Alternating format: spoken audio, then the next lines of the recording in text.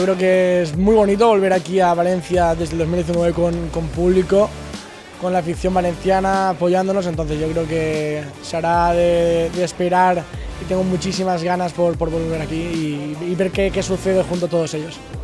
Creo que será muy bonito volver a casa y al final lo que esperamos de este Gran Premio es trabajar muy duro durante los entrenamientos para estar preparado en carrera y bueno, repetir un podium y si es posible yo creo que ganar sería súper bonito.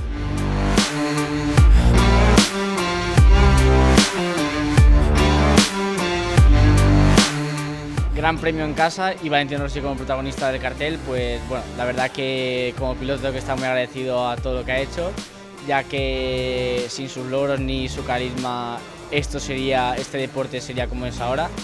Así que nada, es bonito que al final su última carrera sea aquí en el circuito de Cheste y bueno, espero que todo le vaya muy bien.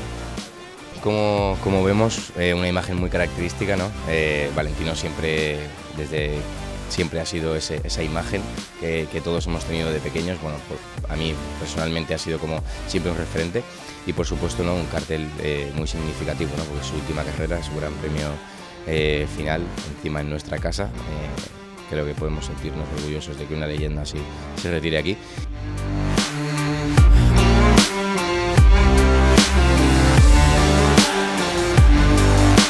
La grandíssima alegria, no?, després de 2 anys sense, que efectivament, per fi la situació sanitària ens permet que puguem tornar a tindre públic de manera massiva i sense cap tipus de restricció, en principi, tret de l'obligació de l'ús de la mascareta. Impel·lem a que acudisquen al Gran Premi perquè la veritat és que va ser una festa